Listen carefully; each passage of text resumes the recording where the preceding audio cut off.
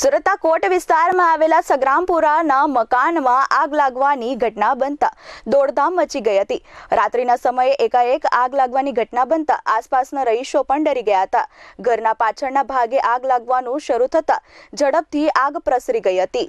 સુરતના સગ્રામપુરા વિસ્તારમાં મોડી રાત્રે ઘરમાં આગ લાગતા સંપૂર્ણ ઘર બળીને ખાખ થઈ ગયું હતું। ઘરમાંથી 2 ગેસના બોટલો પણ મળી આવ્યા હતા। સ્થાનિક લોકો દ્વારા ફાયર વિભાગને જાણ કરતા નવસારી બજાર ફાયર વિભાગનો કાફલો ઘટનાસ્થળે પહોંચી ગયો હતો। આગ ખૂબ ભીષણ પ્રમાણમાં લાગી ગઈ હતી, કારણ કે મકાન જૂનું હોવાના કારણે મહંદશે લાકડાનો ઉપયોગ થયો હોવાના લીધે આ ઝડપથી આગ લાગી હતી। મકાન માલિક મનીષાબેને જણાવ્યું હતું કે ગઈકાલે રવિવાર હોવાથી અમે બહાર ફરવા ગયા હતા। ત્યારબાદ રસોઈ બનાવીને જમીને અમે સૂઈ ગયા હતા। એકાએક જ પાછળથી ધુમાડો નીકળવાનું શરૂ થતાં અમે દરવાજો ખોલીને જોયું તો આગ ખૂબ ઝડપથી પ્રસરી રહી હતી। મકાન અમારું ખૂબ જ જૂનું અને લાકડાનું છે। રસોડાનો ભાગ પણ નથી કે કોઈ ભૂલ થાય અને આગ લાગે, સાથે પાછળ કોઈ વસ્તુ નથી કે એકાએક આગ લાગી જાય।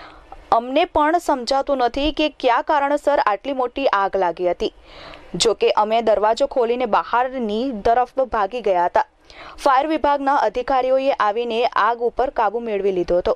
તેમજ સવારે પાલિકાના અધિકારીઓ આવીને અમારી સાથે વાતચીત કરી અને સમગ્ર ઘટના અંગે તેમણે પણ માહિતી મેળવી છે। Bureau report S24 news Surat.